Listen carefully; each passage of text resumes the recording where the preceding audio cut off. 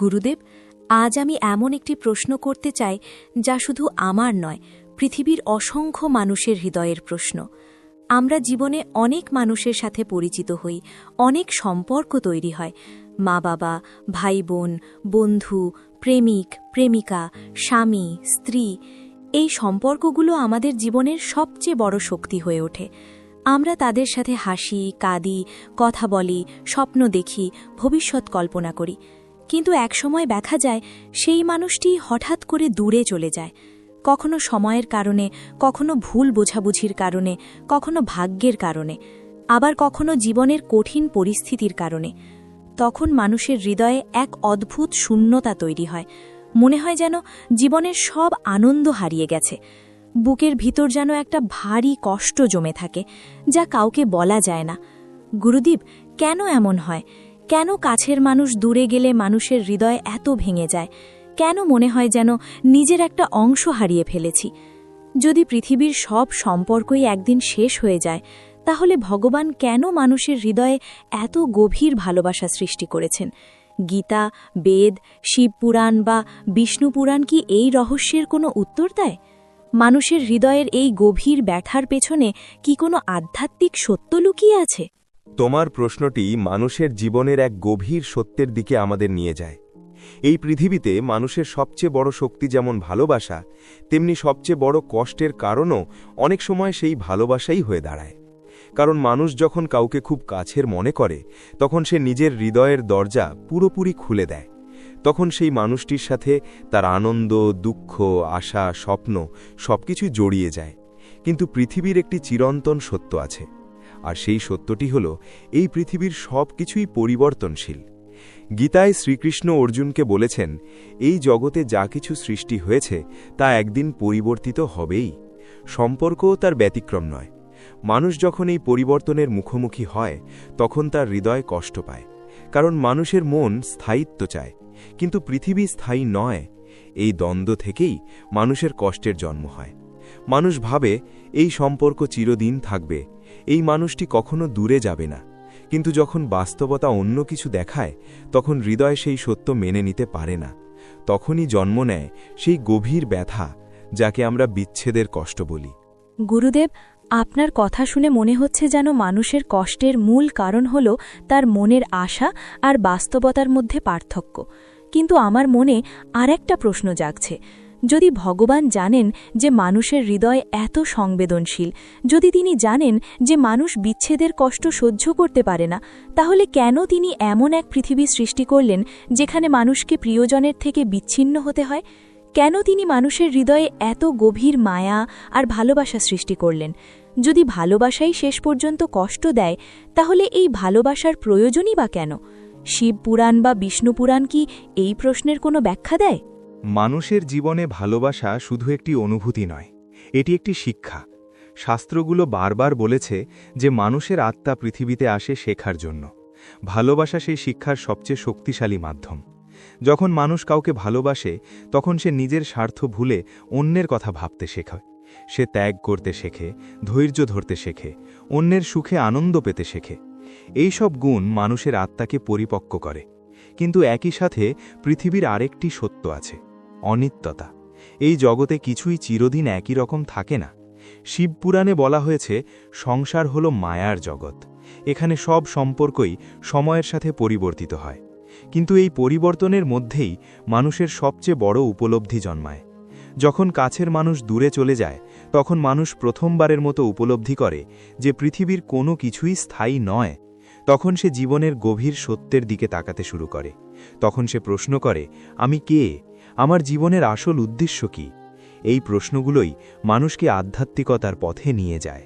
তাহলে কি এর মানে এই যে মানুষের জীবনে বিচ্ছেদ বা দূরত্ব আসা কখনো কখনো একটি আধ্যাত্মিক সংকেতও হতে পারে?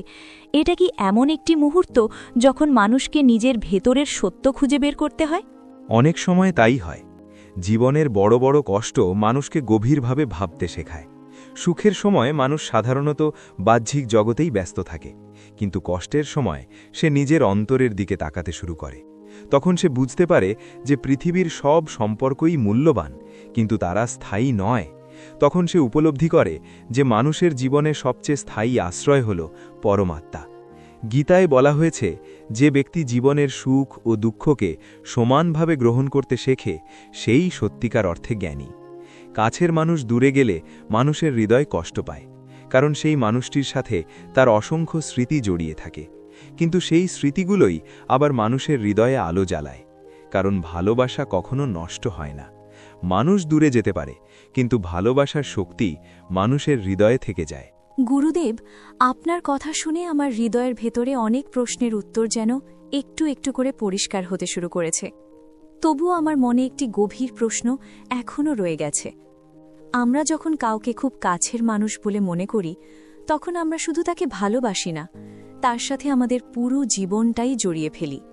তার সাথে কথা বলা, হাসা, দুঃখ ভাগ করে নেওয়া, স্বপ্ন দেখা, সবকিছুই যেন জীবনের অংশ হয়ে যায়। কিন্তু হঠাৎ যদি সেই মানুষ দূরে চলে যায়, তখন মানুষের ভেতরে একটা ভয়ঙ্কর শূন্যতা তৈরি হয়। মনে হয় যেন জীবনটাই অর্থহীন হয়ে গেছে। অনেক সময় মানুষ তখন নিজেকে প্রশ্ন করে, আমি কি ভুল করেছিলাম? আমার ভালোবাসা কি সত্যি ছিল না? নাকি এই সম্পর্কটা শুরু থেকেই ভগবানের ইচ্ছা ছিল না? গুরুদেব, কাছের মানুষ দূরে চলে যাওয়ার পেছনে কি সত্যিই কোনো গভীর আধ্যাত্মিক কারণ থাকে? গীতা, বেদ, শিবপুরাণ বা বিষ্ণুপুরাণ কি আমাদের শেখায় যে এমন সময়ে মানুষের কি করা উচিত? কিভাবে একজন মানুষ এই কষ্টকে শক্তিতে বদলে নিজের জীবনকে আবার নতুন করে শুরু করতে পারে? আমি চাই আপনি এই রহস্যটা সম্পূর্ণভাবে আমাদের বুঝিয়ে দিন, যাতে মানুষ এই কষ্টের মধ্যেও জীবনের সত্যকে খুঁজে পেতে পারে। তোমার প্রশ্ন মানুষের হৃদয়ের এক গভীর সত্যকে স্পর্শ করে। পৃথিবীর ইতিহাসে যত মানুষ জন্ম নিয়েছে, তাদের প্রায় সবাই জীবনের কোনো না কোনো সময় এই অভিজ্ঞতার মধ্যে দিয়ে গেছে, কারণ সম্পর্ক মানুষের জীবনের একটি অপরিহার্য অংশ। কিন্তু শাস্ত্রগুলো আমাদের একটি বড় সত্য শেখায়। সংসারের প্রতিটি সম্পর্কই একটি যাত্রা, একটি শিক্ষা। গীতায় ভগবান শ্রীকৃষ্ণ অর্জুনকে বলেছেন যে মানুষের আত্মা চিরন্তন, কিন্তু শরীর এবং পৃথিবীর সব সম্পর্ক সাময়িক। মানুষ পৃথিবীতে আসে কিছু শিক্ষা গ্রহণের জন্য, কিছু কর্ম সম্পূর্ণ করার জন্য এবং কিছু মানুষের সাথে মিলিত হওয়ার জন্য। সেই মিলনের মধ্যেই জীবনের অনেক শিক্ষা লুকিয়ে থাকে। অনেক সময় ভগবান মানুষের জীবনে কাউকে পাঠান শুধু একটি নির্দিষ্ট সময়ের জন্য। সেই মানুষটি আমাদের জীবনে আসে, আমাদের সাথে কিছু স্মৃতি তৈরি করে, কিছু শিক্ষা দিয়ে যায় এবং তারপর চলে যায়। কিন্তু মানুষ সেই সম্পর্ককে চিরদিনের জন্য ধরে রাখতে চায়। এখানেই মানুষের মন এবং সৃষ্টির নিয়মের মধ্যে সংঘর্ষ শুরু হয়। শিবপুরাণে বলা হয়েছে, সংসারের মায়া মানুষের হৃদয়কে বেঁধে রাখে, কিন্তু সেই মায়াই আবার একদিন মানুষকে মুক্তির পথ দেখায়। কারণ যখন মানুষ বিচ্ছেদের কষ্ট অনুভব করে, তখন সে প্রথমবার উপলব্ধি করে যে পৃথিবীর কোনো কিছুই স্থায়ী নয়। বিষ্ণুপুরাণে বলা হয়েছে যে মানুষের জীবনে যা কিছু ঘটে তার পেছনে কর্মের একটি সূক্ষ্ম নিয়ম কাজ করে।